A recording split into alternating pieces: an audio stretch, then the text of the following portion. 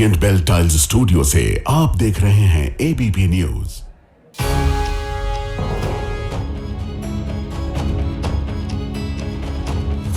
नमस्कार, मैं हूं प्रतिभा मिश्रा। आज दिन की बड़ी खबरों के साथ आइए शुरू करते हैं भारत की बात। शुरुआत उन खबरों से जिन पर विस्तार से हम करेंगे चर्चा।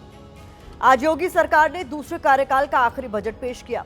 बजट के बहाने योगी अखिलेश के बीच कैसे 2027 की चुनावी बाजी को साधने की कोशिश हुई, इसका विश्लेषण हम करेंगे। लोकसभा में केंद्रीय बजट पर नेता प्रतिपक्ष राहुल गांधी ने अपनी बात रखी। इस दौरान डर, सरेंडर और सेल वाली कैसी जुबानी टक्कर देखने को मिली, यह हम आपको दिखाएंगे। मुंबई में एक नाबालिग की डेंजर ड्राइविंग ने पति पत्नी को वेंटिलेटर पर पहुंचा दिया। कैसे सड़क पर कार चलाते नाबालिग आत्मघाती साबित हो रहा है, माता पिता को सावधान करती घर पर भी आपके सामने होगी।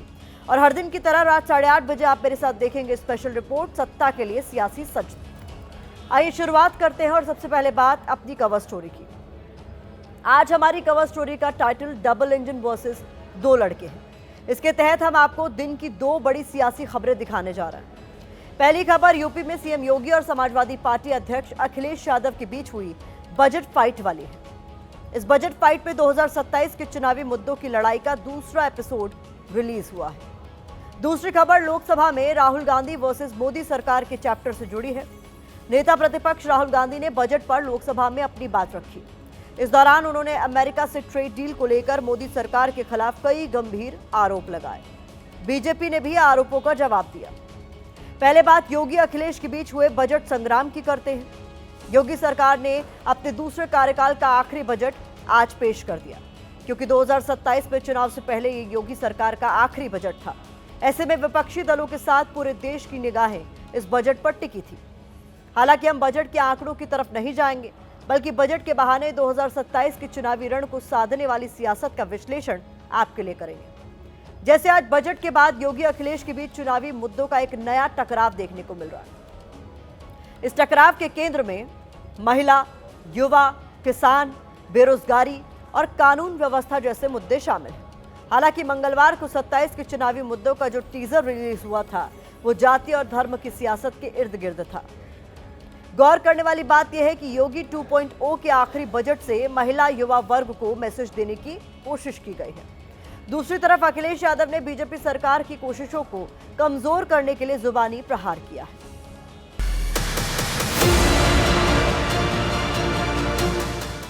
पिछले 9 वर्ष में ये हमारी सरकार का 10वां बजट है और पहली बार हुआ है जब किसी मुख्यमंत्री को 10वां बजट प्रस्तुत करने का अवसर प्राप्त हुआ है यूपी जैसे राज्य में। इससे पहले कभी नहीं हुआ।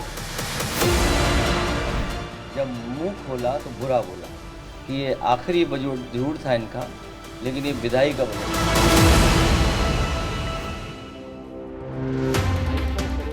सीएम योगी आदित्यनाथ ने बजट पर बात सरकार की उपलब्धि से शुरू की, तो अखिलेश यादव ने बजट पर प्रेस कॉन्फ्रेंस की शुरुआत एक पहेली से की। योगी सरकार का टारगेट वित्तीय बजट से 2027 के सियासी बजट को साधने का दिखा, तो अखिलेश यादव का फोकस 2027 में सरकार का सियासी बजट बिगाड़ने पर रहा। सीएम योगी ने बजट पेश होने के बाद मीडिया के सामने अपनी सरकार की उपलब्धियों और योजनाओं का रोड मैप खींचा, तो दूसरी तरफ अखिलेश यादव ने इन्हीं योजनाओं और नीतियों पर योगी सरकार की खिंचाई की। जैसे बेरोजगारी के मुद्दे पर दोनों के बीच जबरदस्त जुबानी टकराव देखने को मिला।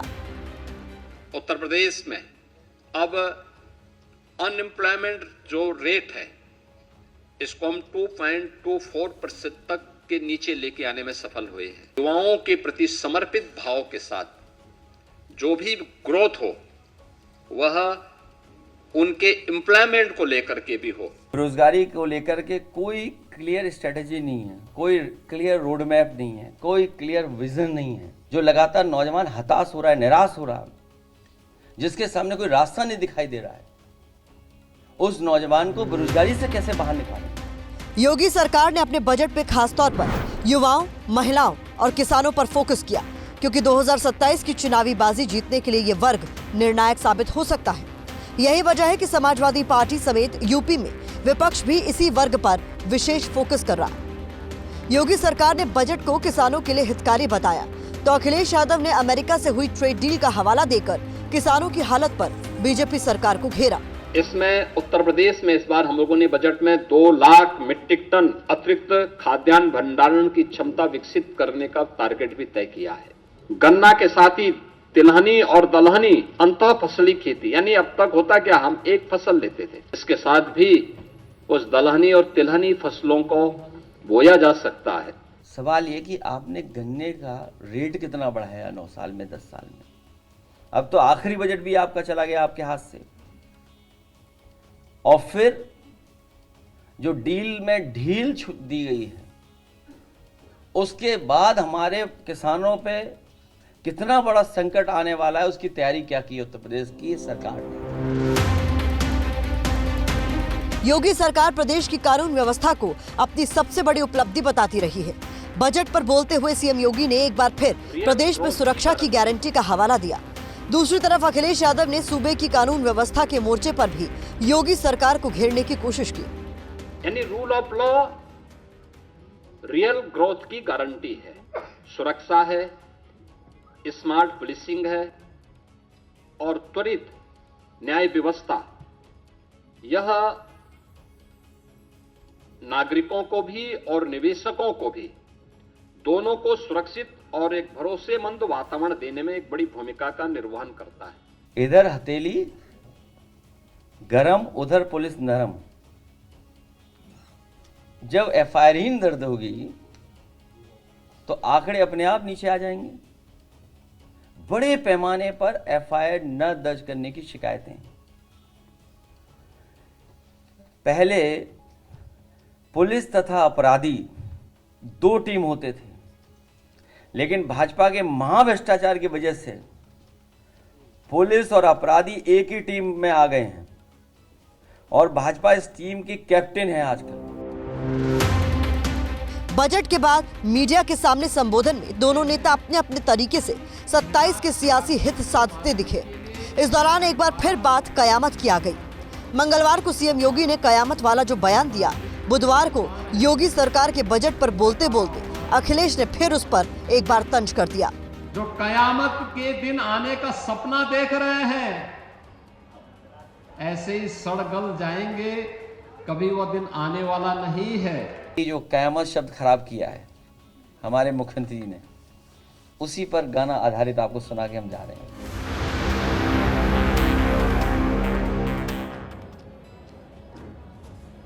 योगी सरकार के बजट और उस पर हो रही पॉलिटिक्स से एक बड़ी बात निकलकर सामने आई है।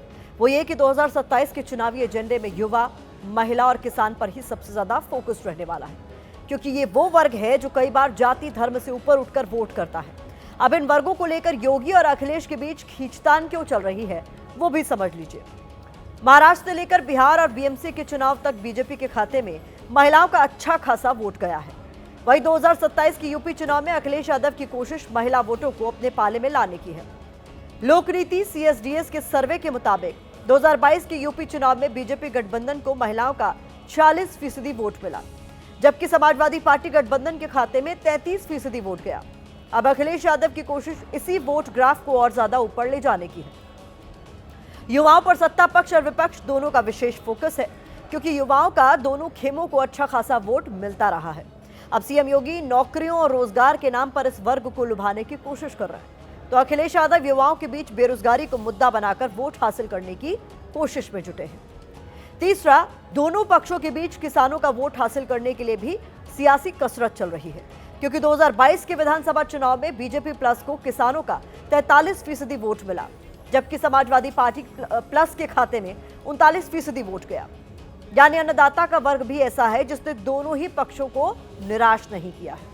फिलहाल बीजेपी बजट की उपलब्धियां बताकर इन वर्गों को साधने की कवायद कर रही है, तो समाजवादी पार्टी बजट की कमियां गिनाकर इन्हें अपनी तरफ खींचने की कोशिश में जुटी है। विकसित भारत का विकसित उत्तर प्रदेश बनाने वाला बजट है। 25 करोड़ प्रदेशवासियों के जीवन को खुशहाल बनाने वाला बजट है।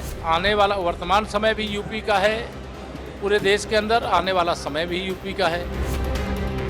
बजट में आंकड़ों में तो बहुत सारे नंबर्स हैं, धरातल पे मिल जाए, बच्चियों को उसके लाभ मिले तो बहुत अच्छी बात है। सुरक्षा पे भी ध्यान दें, उसके ऊपर थोड़ा सा प्रशासन को नज़र, क्योंकि जिस तरीके से हादसे बच्चियों पे हो रहे हैं वो अच्छी बात नहीं है। आंकड़े बड़े ही बड़े हों पर ये पूरी तरह से खोखला और दिशाहीन बजट है।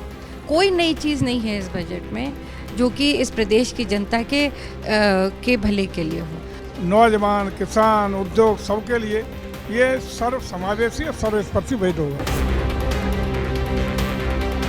हमेशा ये आकार बढ़ा करके प्रस्तुत कर, अगर पुराने बजट को देखा जाए तो उसको ये खर्च ही नहीं कर पाए। ये विदाई बजट था इनका और वो देख के लगा। का जो ये बजट है योगी सरकार के बहुत ऐतिहासिक है। हमें बहुत गर्व है कि इस बजट के माध्यम से हम उत्तर प्रदेश को नई ऊंचाइयों पर ले जाएंगे। अब डबल इंजन वर्सेस दो लड़के वाली सीरीज के दूसरे एपिसोड या दूसरी खबर की बात करते हैं। इस एपिसोड में यूएस ट्रेड डील पर राहुल गांधी वर्सेस मोदी सरकार की जुबानी टक्कर है। राहुल गांधी ने आज मोदी सरकार के बजट पर लोकसभा में अपनी बात रखी। हंगामे की भेंट चढ़ती कार्यवाही और स्पीकर के खिलाफ अविश्वास प्रस्ताव के बीच आज सदन में बोलने के लिए राहुल गांधी का नंबर आ ही गया। लोकसभा में नेता प्रतिपक्ष राहुल गांधी करीब 50 मिनट बोले। राहुल ने बजट पर बोलते हुए भारत अमेरिका ट्रेड डील के बहाने मोदी सरकार को जमकर घेरा। इस दौरान संसद में जो शब्दबान चले वो कुछ इस तरह से थे: डर, सरेंडर, आंखों में आंखें, jujitsu, martial arts, shameful, Pakistan, creative freedom और भ्रम। लोकसभा में राहुल गांधी ने मोदी सरकार पर गंभीर आरोप लगाते हुए कहा कि भारत ने अमेरिका के दबाव में ट्रेड डील की है, सरकार ने भारत को बेच दिया है। इधर राहुल गांधी ने लोकसभा में यह हमला किया, उधर सदन के अंदर से लेकर बाहर तक बीजेपी ने कांग्रेस के खिलाफ मोर्चा खोल दिया।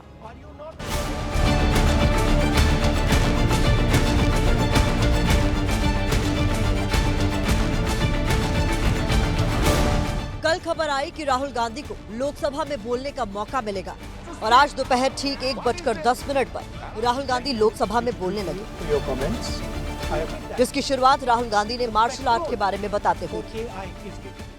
Judo is there, Jiu-Jitsu is there, many different types of martial arts. Sir, grip राजनीति में होती है सर, ग्रिप बिजनेस में होती है, पॉलिटिक्स में होती है। सर, Jiu-Jitsu में ग्रिप दिखती है, दिखता है हाथ कहाँ है, चोक कैसे लग रहा है, सर राजनीति में नहीं दिखती। Why? मार्शल आर्ट से होते हुए नेता विपक्ष भारत अमेरिका डील पर आए, जिसे हाल ही में अमेरिका के राष्ट्रपति डोनाल्ड ट्रंप और भारत के प्रधानमंत्री नरेंद्र मोदी ने सील किया है। राहुल ने आरोप लगाया कि सरकार अब अमेरिका के हाथ की कठपुतली बन गई है। सरकार ने किसानों के साथ भी खेला किया है। The United States will come to us and say you cannot buy oil from so and so and so and so and so and so. Russia, Iran, whoever they want, they will decide. Our Prime Minister will not decide. Our farmers are facing a storm. किसानों की सुरक्षा को पूर्णतः ध्यान में रखकर ही United states of America के साथ बातचीत हुई, फैसले हुए। मैं पूरी तरीके से आश्वस्त करना चाहता हूं कि उनके हित सुरक्षित है। राहुल ने लोकसभा में भारत के डेटा को बेचने का गंभीर आरोप लगाया तो सदन में ही किरण रिजिजू अपनी सीट से उठे और राहुल को टोका। कहा कि आज तक ऐसा कोई पैदा नहीं हुआ जो देश को बेच दे। मैं सदन में कहना चाहता हूँ, आज तक कोई माई के लाल पैदा नहीं हुआ जो भारत को सेल कर सकता है, कोई खरीद सकता है। आपका कहने से क्या होगा? आप लोगों ने देश को इतना कमजोर बना के रखा है। भारत माता, you have no shame. जिस वक्त राहुल गांधी बोल रहे थे उस वक्त विपक्ष के सांसद उनके लिए मेज थपथपा रहे थे। अखिलेश यादव आज संसद में तो नहीं थे, लेकिन अखिलेश यादव ने लखनऊ से ही राहुल को समर्थन देते हुए सरकार की ट्रेड डील पर सवाल उठा दिए। हमने बहुत बड़े पैमाने पे चीन को दे दिया बाजार, अमेरिका को दे दिया, रशिया को भी दिया है। हमारी पूरी foreign policy Bharatiya Janata party ने उलझा दी। आज हमने पूरा बाजार किसी और के हाथ पे दे दिया। डील पर सवाल उठते ही बीजेपी ने भी अपने नेताओं की फौज तैनात कर दी। बीजेपी ने अपने तर्कश से न्यूनतम बिंदु और तर्क का जिक्र करते हुए राहुल गांधी को झूठा बता दिया, जिस पर कांग्रेस ने भी पोल खोल वाली चुटकी ली। वो कांग्रेस पार्टी के अध्यक्ष बने, कांग्रेस पार्टी अपने निम्नतम बिंदु पे आ गई। प्रकाशक और लेखक दोनों ने स्थिति साफ कर दी है। तो अब झूठ एक ही व्यक्ति बोल रहे हैं और वो है राहुल गांधी जी। आज राहुल जी ने पोल खोल करके रख दी, इसका जवाब नहीं है इनके पास। ये राहुल जी ने बिल्कुल क्लियर बता दिया कि अमेरिका के साथ जो डील हुई है उस डील के अंदर देश का सौदा हो गया। भारत अमेरिका ट्रेड डील को सरकार ऐतिहासिक बता रही है, कह रही है कि किसानों के हितों का पूरा ख्याल रखा गया है, लेकिन विपक्ष इस डील को पूरी तरह से सरेंडर बता रहा है। जब आदमी के हाथ में चोक आ जाता है, बात समझ आ जाती है कि अब मैंने इसको पकड़ लिया है, और फिर वो वहां पे बात खत्म हो जाती है और फिर वो सरेंडर करके ऐसे टैप कर देता है। राहुल गांधी और सरकार के बीच चल रही सियासी फाइट का आज एक फेज और शुरू हुआ। संसदीय कार्य मंत्री किरण रिजिजू ने प्रेस कॉन्फ्रेंस करते हुए कहा कि वो राहुल गांधी के भ्रामक आरोपों के खिलाफ विशेषाधिकार हनन का नोटिस दाखिल करने जा रहा है। किरण रिजिजू ने कहा कि वो राहुल ने सरकार और प्रधानमंत्री पर भारत के हितों को बेच देने का आरोप लगाया, इसलिए राहुल गांधी को इसके सबूत देने चाहिए, जो विशेषाधिकार का गंभीर उल्लंघन है। अब सवाल है कि राहुल गांधी ने आज सदन में डील के मुद्दे पर ही सरकार को क्यों घेरा। दरअसल विपक्ष कह रहा है कि सरकार ने अमेरिका के हाथों देश को बेच दिया है। सरकार कह रही है कि राहुल के आरोप भ्रामक हैं। विपक्ष के मुताबिक डील से किसानों की आय में गिरावट आएगी। सरकार कह रही है जो हित पहले थे वो बने रहेंगे, किसानों के हितों का ख्याल रखा गया है। विपक्ष कह रहा है कि कपास किसानों के लिए संकट बढ़ेगा। सरकार कह रही है कि किसानों को नुकसान नहीं होगा, सरकार किसानों के साथ। So 3 million files are still locked up. So you're saying nonsense? I am saying that you have sold India. Are you not ashamed of selling India? अपने पार्टी की ओर से हम नोटिस सर्व करेंगे और राहुल गांधी जी को उसका ऑथेंटिकेशन करना होगा। He has a habit of making baseless allegations. Government is completely rattled. You have done a complete surrender agreement with the US. या तो LOP को ज्ञान नहीं है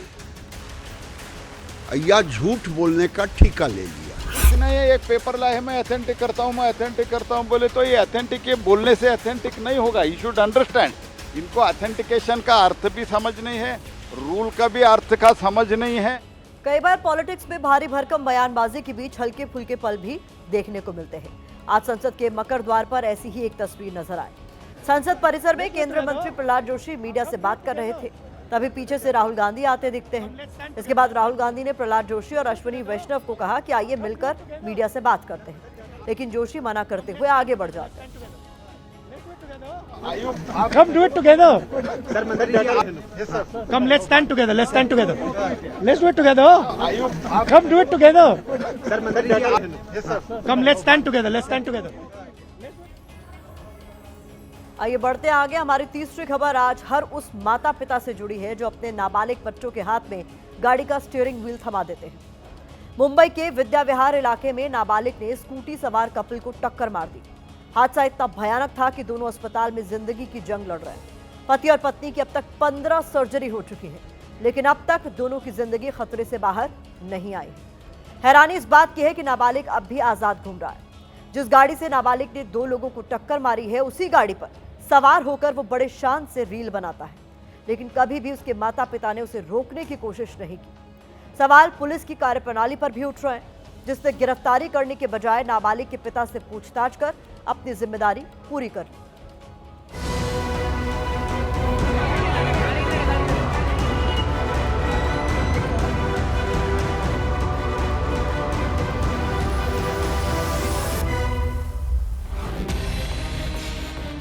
काले रंग की सी कार को एक नाबालिग मुंबई की सड़कों पर फर्राटे से दौड़ा रहा था।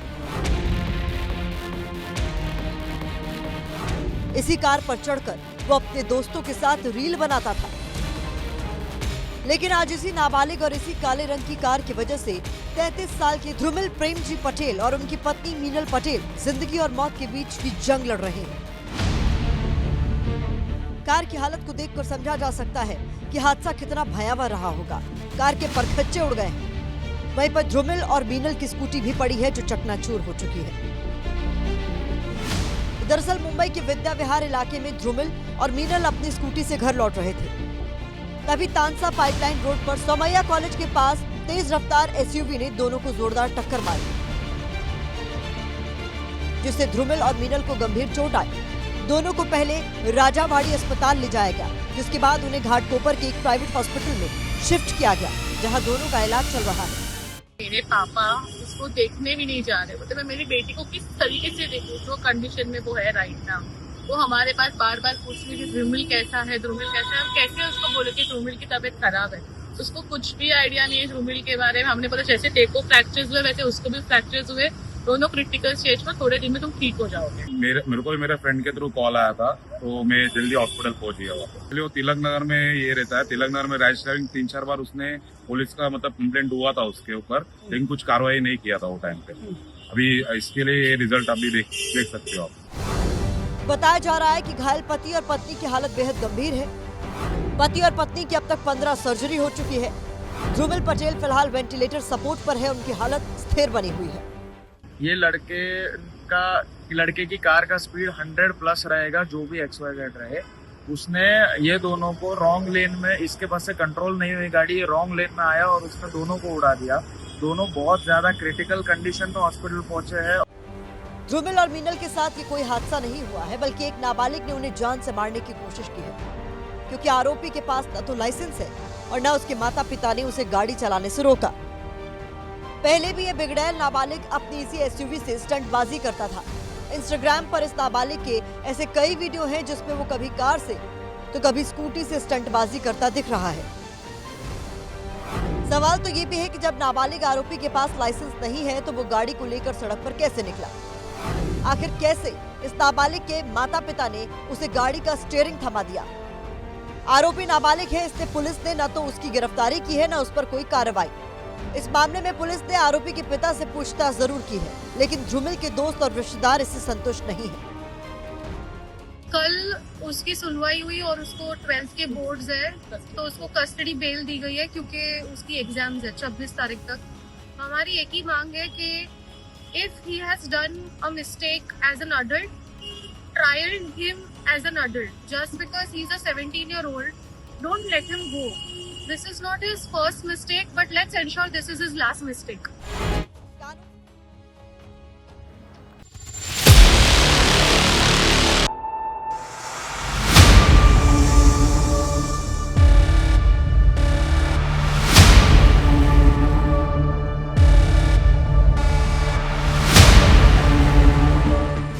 जो विरोध करने दीजिए, इंशाल्लाह ये काम पूरा करेगी। 2 साल से पूरा बाबरी मस्जिद यहाँ स्ट्रक्चर कंप्लीट हो जाएगी।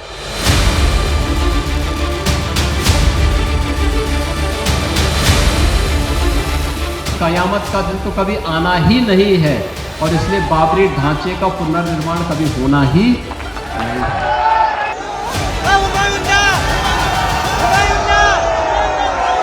हुमायूं कबीर जो है वो भी बीजेपी के एजेंट की तरह काम कर रहा है।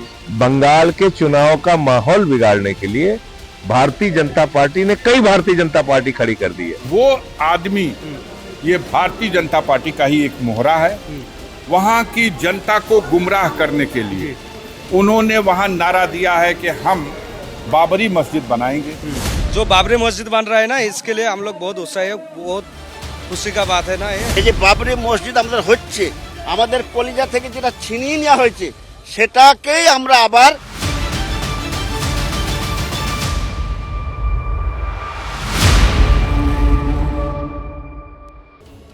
पश्चिम बंगाल में विधानसभा चुनाव की सियासी तपिश के बीच धार्मिक ध्रुवीकरण की पिच तैयार की जा रही है। जैसे जैसे चुनाव नजदीक आ रहे हैं, हिंदू मुस्लिम की राजनीति तेज हो गई है। इस वक्त इसका एपिसेंटर मुर्शिदाबाद बना हुआ है, जहां टीएमसी से बाहर किए गए हुमायूं कबीर मुसलमानों के बीच अपनी सियासी पकड़ बनाने में जुटे हैं, तो बीजेपी अपनी सियासी संभावना यहां तलाश रही है। इस तरह बंगाल चुनाव से पहले बाबरी के मुद्दे पर नई सियासी प्रयोगशाला बन रही है। अयोध्या में बाबरी मस्जिद का वजूद खत्म हो चुका है। उसे बंगाल के मुर्शिदाबाद में जिंदा कर हुमायूं कबीर ने एक ऐसे विवाद को जन्म दे दिया है जिसे लेकर सियासत गर्मा गई। बंगाल में बाबरी के नाम पर मस्जिद का निर्माण करवाकर हुमायूं कबीर अपनी अलग राजनीति खड़ी करना चाहते हैं। 6 दिसंबर को मस्जिद की बुनियाद रखने के बाद आज इसका निर्माण काम शुरू हुआ। इस तरह हुमायूं कबीर बाबरी मस्जिद के बहाने अपनी राजनीतिक दशा और दिशा तय कर रहे हैं। ऐसे में कहना गलत नहीं होगा कि वो सत्ता के लिए सियासी सजदा कर रहे हैं। यहाँ जो बाबरी मस्जिद बन चुका हो रहा है, ये बनेगी, किसी का हिम्मत नहीं है यह तोड़ेगी।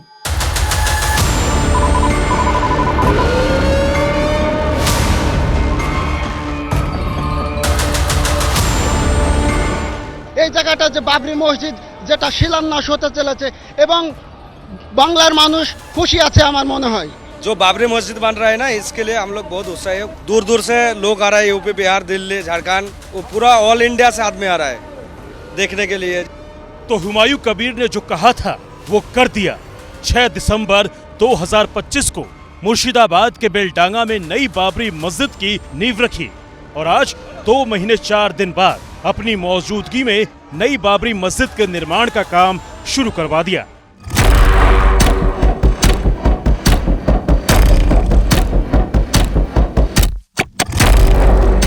सैकड़ों की संख्या में लोग इस पल का गवाह बनने के लिए मौजूद थे। मंच पर हुमायूं कबीर के साथ हजारों मौलाना, मुफ्ती और धर्मगुरु नजर आए।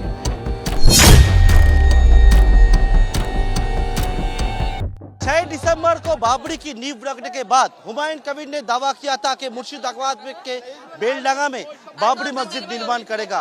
बाबरी मस्जिद का निर्माण औपचारिक रूप से आज से ही शुरू हो चुका। हुमायूं कबीर खुद रहकर यहाँ पर जो बाबरी मस्जिद का औपचारिक रूप से निर्माण काम आज से शुरू कर दिया। मस्जिद के निर्माण में करीब 300 करोड़ रुपए खर्च होने का अनुमान है। बताया जा रहा है अब तक मस्जिद के लिए करीब 6 करोड़ रुपए का चंदा आ चुका है। बाबरी मस्जिद के अलावा यहाँ हॉस्पिटल और होटल बनाने का भी प्लान है। बाबरी के साथ साथ यहाँ पर हॉस्पिटल, होटल भी बनेगा। अभी बहुत सारा दूर से देख सकते हैं लोग अभी मौजूद हो चुका है सुबह से ही इसी बेलडांगा के बाबरी मस्जिद जहाँ पर निर्माण का काम शुरू होगा।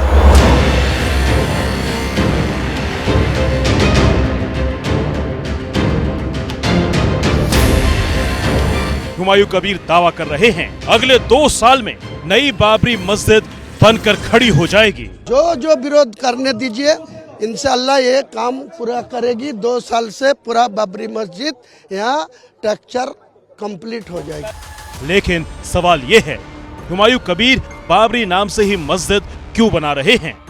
अयोध्या में मस्जिद के लिए सुप्रीम कोर्ट ने जमीन दी है, तो पश्चिम बंगाल के मुर्शिदाबाद में मस्जिद क्यों बनाई जा रही है? क्या इसके पीछे पश्चिम बंगाल विधानसभा चुनाव है? कहीं हुमायूं कबीर को ये तो नहीं लग रहा मस्जिद ही उनकी जीत की चाबी हो सकती है और वो सत्ता के लिए सियासी सजदा कर रहे हैं। पिछले साल 28 नवंबर को मुर्शिदाबाद के बेलडांगा में कई जगह नई बाबरी मस्जिद के पोस्टर नजर आए। लिखा था 6 दिसंबर को बेलडांगा में बाबरी मस्जिद की नींव रखी जाएगी। पोस्टर पर हुमायूं कबीर को आयोजनकर्ता बताया गया था। इसके बाद विवाद बढ़ गया। बीजेपी ने इसका विरोध किया तो कांग्रेस नेताओं ने समर्थन, लेकिन टीएमसी ने मामले से खुद को अलग कर लिया। टीएमसी ने साफ किया कि हुमायूं कबीर की इस घोषणा से पार्टी का कोई लेना देना नहीं है।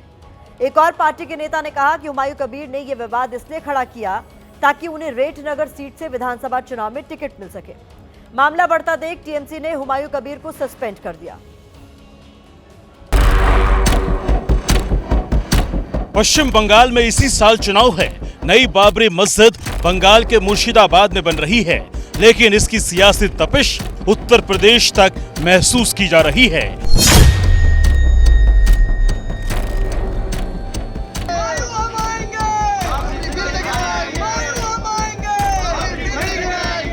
ये विश्व हिंदू रक्षा परिषद के कार्यकर्ता हैं, जो बंगाल में बाबरी मस्जिद बनने से नाराज हैं। दावा कर रहे हैं किसी कीमत में नई बाबरी मस्जिद नहीं बनने देंगे। हम लोग मुर्शिदाबाद के लिए निकल रहे हैं। वहाँ जो बाबर के नाम पे मस्जिद बनाई जा रही है उसको रोकने के लिए हमारा प्रयास है, क्योंकि मस्जिद बनाए 100 मस्जिद बनाने में कोई दिक्कत नहीं, लेकिन बाबर के नाम पे मस्जिद नहीं बनने देंगे। अपने सौगंध को सच साबित करने के लिए ये मुर्शिदाबाद जाना चाहते थे, लेकिन मुर्शिदाबाद के लिए रवाना हो पाते उससे पहले ही पुलिस ने इन्हें रोक लिया। वो जैसे ही मस्जिद का वो व्यवस्था बनाना चाहता है, खुदाई करना चाहता है, वो समझ लीजिए कि हम लोग इसी से उसकी कब्र खोदेंगे हुमायूं कबीर की, और उसकी समाधि वहीं बना करके वहीं पर उसको दफनाने का काम करेगा। हम लोग मांग करते हैं कि बाबरी मस्जिद का निर्माण नहीं होने देंगे और उनकी कब्र खोदने का काम वहाँ पे हम लोग मुर्शिदाबाद करेंगे। नई बाबरी पर यह सियासी खींचतान यहीं तक सीमित नहीं है। ऐसा लगता है बीजेपी बाबरी के बहाने अगले साल होने वाले विधानसभा चुनाव की जीत की चाबी तलाश रही है। तभी तो बाराबंकी से मुख्यमंत्री योगी आदित्यनाथ ने हुमायूं कबीर पर बड़ा हमला किया। उन्होंने कहा, जो लोग बाबरी मस्जिद के पुनर्निर्माण का सपना देख रहे हैं, उनका ये सपना कयामत तक पूरा नहीं होगा। सीएम योगी के बयान पर पलटवार करने में कबीर ने ज्यादा समय नहीं गवाया। योगी के कयामत वाले बयान को उन्होंने कैसे लपका, देखिए और सुनिए। कयामत का दिन तो कभी आना ही नहीं है और इसलिए बाबरी ढांचे का पुनर्निर्माण कभी होना ही नहीं है। कुरान में क़यामत को बात है लिखा, तो जोगी जी वो कुरान को शरण कर रहा है ये रोकने के लिए। क़यामत को बात किया तो अल्लाह ने जो दिन क़यामत नाजिल होगा वो जोगी जी भी नहीं रहेगा, मैं भी नहीं रहेगा, पृथ्वी कोई व्यक्ति भी नहीं रहेगा। वैसे सियासी गंगा में कोई भी हाथ धोने में पीछे नहीं है। बीजेपी मस्जिद का विरोध कर रही है। हुमायूं कबीर इसे हर हाल में बनाने पर अड़े हैं, तो कांग्रेस और टीएमसी ने अलग राग अलाप रखा है। भाजपा का पिट्ठू है, इधर योगी आदित्यनाथ बोलेंगे, उधर वो बोलेगा, दोनों मिलकर के खेल रहे हैं। इनका हमारा क्या लेना देना इससे? उसके ऊपर सीबीआई और ईडी भेजो ना। कहां से आ रहे उसके पास इतने पैसे? वो कह रहा है मैं 300 करोड़ रुपए लगाऊंगा। कहां से ला रहा हूँ 300 करोड़ रुपए? हुमायूं कबीर जो है वो भी बीजेपी के एजेंट की तरह काम कर रहा है। उसको बीजेपी ने कहा ये सब करने के लिए, वो कर रहा है। बंगाल के चुनाव का माहौल बिगाड़ने के लिए भारतीय जनता पार्टी ने कई भारतीय जनता पार्टी खड़ी कर दी है कि जो कुछ भी करो बीजेपी का फायदा होना चाहिए। 2019 में भाजपा का कैंडिडेट था। कौन भाजपा? जो भाजपा बोला था एक धक्का और दो, बाबरी मस्जिद तोड़ दो। उस टाइम में, उस दिन ये हुमायूं कबीर का बाबरी मस्जिद के लिए रेस्पेक्ट, रिगार्ड्स कहां थे? कांग्रेस, आम आदमी पार्टी, खुद टीएमसी तक हुमायूं को बीजेपी का एजेंट बता रही है, दावा कर रही है। ये सारी नूरा कुश्ती पश्चिम बंगाल विधानसभा चुनाव में बीजेपी को फायदा पहुंचाने के लिए है। सवाल नई बाबरी के बनने के लिए आ रहे चंदे तक पर उठाया जा रहा है। उधर भारतीय जनता पार्टी अपने ऊपर हो रहे इन सियासी हमलों का रुख टीएमसी की तरफ मोड़ रही है। बीजेपी हुमायूं को टीएमसी का ही पार्ट बता रही है। मतलब हर तरफ से एजेंट वाला खेल खेला जा रहा है। टीएमसी का ही एजेंट है। टीएमसी ने जानबूझकर उसको बाहर निकाला है, लेकिन एजेंडा टीएमसी का है। और ये हुमायूं कबीर को मस्जिद बनानी है, कोई नहीं रोक रहा। लेकिन बाबर के नाम पर इस देश में मस्जिद नहीं बन सकती। बाबर और गजनी के नाम पर कोई मस्जिद बनाएगा तो ये कैसे स्वीकार है?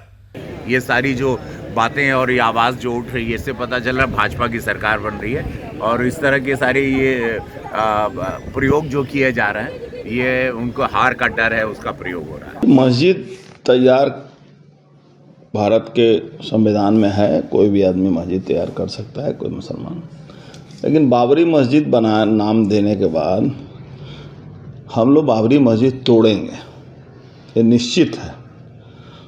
दुनिया के कोई ताकत नहीं है कि बाबरी मस्जिद बना के वो रख सके। जो पार्टियां आज हुमायूं कबीर के कंधे पर बंदूक रखकर ये एजेंट वाला खेल खेल रही हैं, अब जरा उनकी सच्चाई से वाकिफ हो जाइए।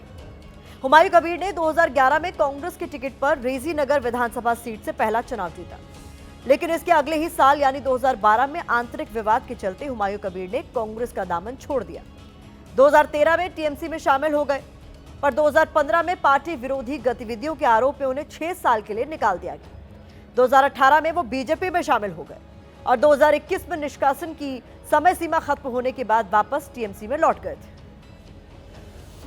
इसमें कोई शक नहीं, हर पार्टी अपने सियासी नफा नुकसान को देखते हुए हुमायूं कबीर पर दांव चलती रही, लेकिन आज उसी हुमायूं कबीर को एक दूसरे का एजेंट बता रही है। अब सवाल ये है, क्या हुमायूं कबीर पश्चिम बंगाल विधानसभा चुनाव में बड़ा फैक्टर साबित होने वाले हैं? क्या वो ममता बनर्जी के लिए मुसीबत बनेंगे? क्या बाबरी हुमायूं को सत्ता की चाबी देगी, या दोनों की लड़ाई में बीजेपी बाजी मार ले जाएगी? बाबरी मस्जिद बनाने के बहाने हुमायूं कबीर ने मुर्शिदाबाद के मुस्लिम वोटों को साधने का दांव चला, तो अब नई पार्टी बनाकर बंगाल के मुस्लिम वोटों का ध्रुवीकरण करने का पूरा प्लान बना रखा है। इस तरह से उनकी नजर बंगाल के 30% मुस्लिम वोटों पर है, जो फिलहाल ममता बनर्जी का कोर वोट बैंक बना हुआ है। ऐसे में हुमायूं कबीर की सियासत ममता बनर्जी के लिए चिंता का सबब बन गई है। पश्चिम बंगाल में करीब 30% मुस्लिम मतदाता है, जो सूबे की 294 विधानसभा सीटों में से करीब 100 सीटों पर निर्णायक भूमिका में देखे जाते रहे हैं। साल 2010 में जब से ममता बनर्जी सत्ता में आई है, इस मुस्लिम वोट बैंक को ममता बनर्जी के कोर वोटर के तौर पर देखा जाता रहा है। ममता बनर्जी जब 3 बार मुख्यमंत्री बनी है तो माना जाता रहा है कि इस मुस्लिम वोट बैंक ने उसमें एक बड़ी भूमिका निभाई थी, लेकिन बाबरी मस्जिद का ये मुद्दा इस मुस्लिम वोट बैंक में सिंध लगा सकता है। मुर्शिदाबाद की बात करें तो यहाँ हिंदू आबादी 33.21%, जबकि मुस्लिम आबादी 66.27% है।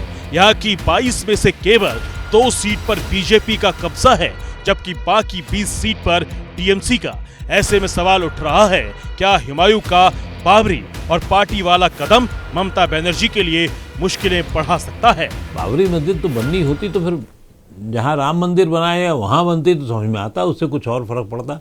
ये एक फुलझड़ी खेली जा रही है, फुलझड़ी उगाई जा रही है। अब वो उसने कर तो दिया है, करने की कोशिश कर दी है, टीएमसी से निकाला जा चुका है। इसका मतलब उसको डिसोन नहीं कर रही हैं ममता बनर्जी, तो उसका वोट बैंक जो बिल्कुल निचले लेवल पर होगा वो कुछ होगा, और वो बाबरी मस्जिद के नाम पर वो कितने लोग खाएंगे? AIMM भी वही करेगा, अपने ये भी करेंगे जो बाबरी मस्जिद बनवा रहे हैं, और लोग भी उसको करने की कोशिश करेंगे। मुझे लगता नहीं कि इसमें कोई बहुत ज़्यादा दम है नज़ारा है।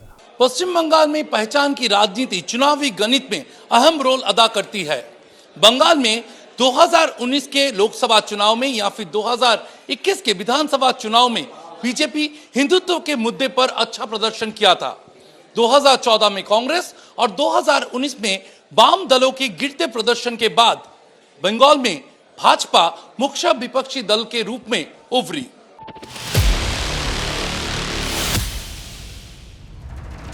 नेता कितना ही कह लें, वो वोट की राजनीति नहीं करते, लेकिन हकीकत इससे इतर होती है। अगर ऐसा नहीं होता तो जो हुमायूं कबीर मुर्शिदाबाद में नई बाबरी मस्जिद बनाने की जिद वाले हैं, वो अयोध्या में उस जगह मस्जिद क्यों नहीं बना रहे जहां सुप्रीम कोर्ट के आदेश के बाद यूपी सरकार ने जमीन दे रखी है। सुप्रीम कोर्ट के आदेश का पालन करते हुए उत्तर प्रदेश सरकार ने सुन्नी वक्फ बोर्ड की पसंद की जमीन अयोध्या की सुहावल तहसील में उपलब्ध कराई। कानून की प्रक्रिया पूरी हुई, लेकिन जमीन पर काम आज तक शुरू नहीं हुआ। बाबरी मस्जिद के नाम को जो निर्माण का नाम कार्य शुरू हुआ है, उसको लेकर इस राज्य की कानून व्यवस्था बिगाड़ने का प्रयास किया जा रहा है। आप मस्जिद उस नाम से रखे हैं बाबरी मस्जिद, जो उत्तर प्रदेश में इस तरह का विवाद हुआ, दंगे फसादात हुए, राइट्स हुए, कई लोगों का कत्लेआम हुआ। अब ये चाहते हैं कि इस बंगाल के अंदर भी इस तरह के राइट फसादात हों। राष्ट्रीय अल्पसंख्यक आरक्षण मोर्चा निंदा करती है और हम मांग कर रहे हैं बंगाल पुलिस से कि तत्काल ऐसे लोगों को गिरफ्तार किया जाए। क्या हुमायूं कबीर यहाँ मस्जिद नहीं बना सकते थे? हुमायूं कबीर को यहाँ मस्जिद बनाने में क्या दिक्कत थी? सबसे बड़ा और अहम सवाल, आखिर बाबरी ही क्यों? क्या कोई और मुस्लिम खलीफा, आइन सदर या भारत रत्न हुमायूं कबीर की नजरों से नहीं गुजरे जिसके नाम पर मस्जिद बनाई जा सकती थी? तो जवाब वही है, वोट की राजनीति। बाबरी की सियासत हुमायूं को सूट करती है। उन्हें उम्मीद है बंगाल की गद्दी तक उन्हें बाबरी मस्जिद ही ले जा सकती है, इसलिए वो बाबरी मस्जिद बनवा रहे हैं। ये भारतीय जनता पार्टी का ही एक मोहरा है। वहाँ की जनता को गुमराह करने के लिए उन्होंने वहाँ नारा दिया है कि हम बाबरी मस्जिद बनाएंगे। मेरा सवाल है हुमायूं कबीर से कि मस्जिद से और बाबर से क्या मतलब? बाबर क्या हमारे नबी थे? क्या हमारे खलीफा थे? क्या औलिया अल्लाह थे? क्या कोई हमारे धर्मगुरु थे? अगर नहीं थे, वो एक शासक थे, वो एक राजा थे जिन्होंने जीवन भर कभी कोई एक हज भी नहीं किया, जो हज फर्ज है मुसलमान के लिए कि हैसियत वाला मुसलमान है तो हज जरूर करेगा, जैसे कलमा पढ़ना जरूरी है वैसे हज के लिए भी है। तो किसके इशारे पे नाच रहे हैं हुमायूं कबीर? ये भारतीय जनता पार्टी 2 टीम बना दी है। एक टीम बना दी है कि मस्जिद बाबर के नाम पर बनाने के लिए वहाँ तुम फसाद पैदा करो, और एक टीम बना दिया है जो कहेंगे कि भाई हम किसी कीमत पे बाबर के नाम की मस्जिद बनने नहीं देंगे। तो यह नाटक, ये बंगाल की जनता इसमें फंसने वाली नहीं है, न देश की जनता इसमें फंसने। पिछले विधानसभा चुनाव में 75% मुस्लिमों ने टीएमसी को वोट दिया था, जबकि 50% से ज्यादा हिंदुओं ने बीजेपी को वोट दिया था। ये ट्रेंड 2024 के लोकसभा चुनाव में भी जारी रहा। बीजेपी 50% से ज्यादा हिंदू वोटों को अपने साथ लामबंद करने में अभी तक सफल रही है। साथ ही बीजेपी हिंदुत्व की राजनीति के जरिए हिंदू वोट हासिल करने के लिए बांग्लादेश में हिंदुओं पर हमले, घुसपैठ जैसे मुद्दों को उठाती रही है, और अब उसे बाबरी का मुद्दा भी हाथ लग गया है। ऐसे में सवाल उठता है, धार्मिक ध्रुवीकरण होता है तो क्या फिर ममता बनर्जी के लिए अपने किले को बचाए रखना मुश्किल हो जाएगा? विरोध करने का उसको कोई लाभ भी नहीं है। आप या तो कुछ इतना बड़ा काम कर जाइए वहाँ पर, कोई आप आज से 2 साल पहले थे आप करते कि कोई ज़मीन पे एक बड़ा सा मंदिर बनवा लेते आप, वो भी नहीं हुआ। तो ममता ने वहाँ पर मंदिर बनवाए हैं। तो ममता इस समय थोड़ा फंसी जरूर है, लेकिन बीजेपी ने सच कोई काम ऐसा काम किया हो जिससे कि चीज़ें बदल जाएं, ये मुश्किल लगता है। सियासत में तब तक सब सही होता है जब तक सत्ता का स्वाद मिलता रहे। पश्चिम बंगाल में इसी की कोशिश हो रही है। बाबरी के नाम पर सब एक दूसरे पर सियासी बाण चला रहे हैं। अब देखना यह है कि किसका बाण चूकता है और किसका निशाना भेदने में कामयाब होता है। फिलहाल इसी के साथ भारत की बात में मुझे दीजिए इजाजत।